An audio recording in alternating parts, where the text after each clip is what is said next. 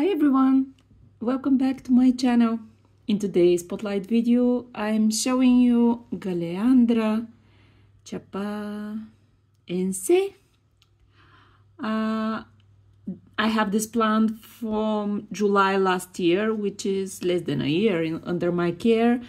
It was purchased from Brazil. It was huge shipment and with a lot of people participating in it, so I cannot give you more details about it, but it was organized in one of the Facebook groups that I'm part of for orchid lovers enthusiasts. What else I can tell you? When I received the plant, it only has this bulb. It was a dormant bulb, and for that time under my care, it developed this new growth, and yeah, no issues here. It flowers. When I received it, it was bare rooted. Used to say that the roots weren't alive, and I just potted in this medium, bark and sphagnum moss, nothing else. Even though the bulb itself doesn't have any roots, I just attached it to a bamboo skewer and let it be. And when the new growth started developing, it put roots of its own, and yeah, so this is the flower. It's pretty cute, kind of looks similar to the rest of my Galeandras. But this one, it's more I don't know how to call it, neat regarding colors. And it's cute, it's really cute, and it's not a big plant. You see? Taller as my palm. What else? For Galeandras, maybe a lot of you know, but they don't like to dry out. It's not the same as the Catasetum type orchids. So Galeandras, they love water. And if you leave it dry for, I don't know, a week, the bulbs will start shrivel, and it's not a good idea to leave it bone dry. Even when the bulb you have has no leaves at all, it's good to have like a bit of moisture in the media. What else? All the information about how I care for my orchids are in the description of the video. I water when the media is almost dry, and I fertilize every second watering. Usually I use balanced fertilizer, and lately a friend suggested that I should aim for around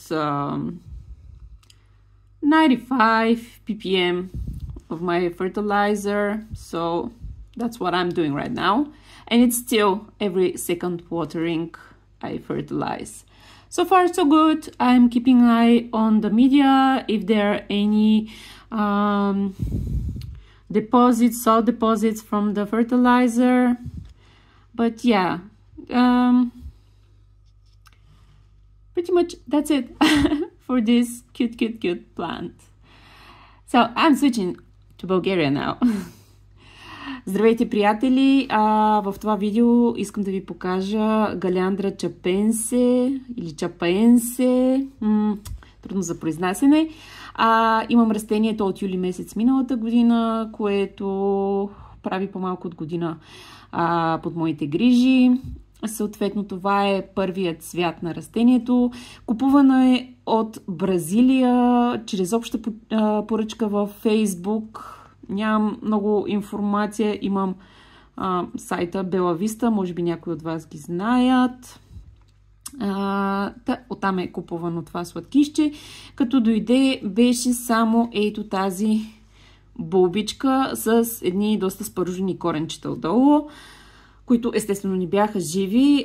Това, което направих, почистих, засадих директно в този субстрат, което е по-дребни кори и мъхче. Има малък керамзит за дренаж на дъното. Прикрепих с бамбукова пръчица и поддържах субстрата влажен. Съответно, пусна си нов растеж, който много бързо се вкорени и това е първият му цвят. Цветчетата на галеандрите са много сходни. Имам още 2-3, може би, галеандри.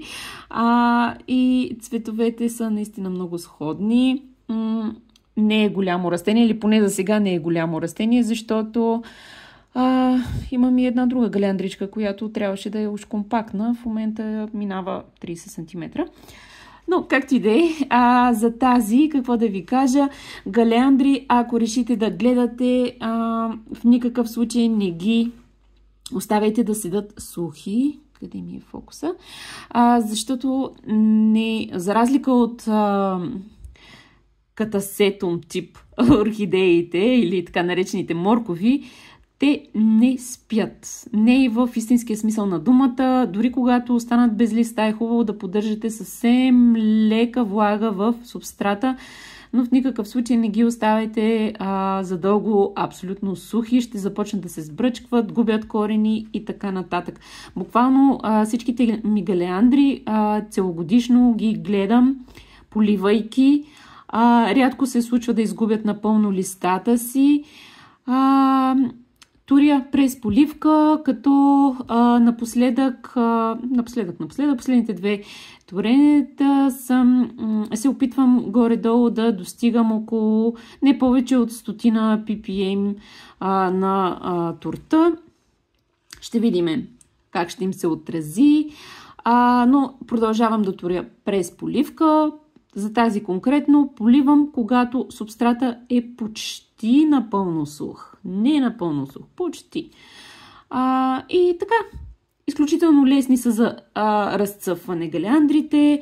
Ако искате, ако харесвате катасетумите пък нямате много успех с тях, това е алтернатива.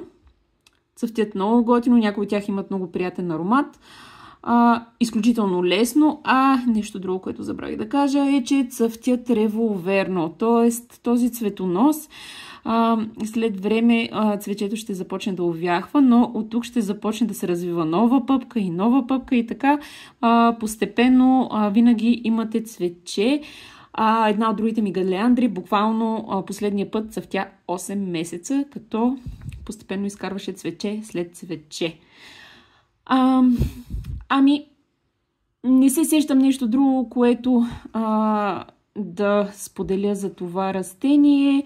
Голяма част от информацията за условията, при които си отглеждам орхидеите, температури и така нататък, ги има в описанието на видеото.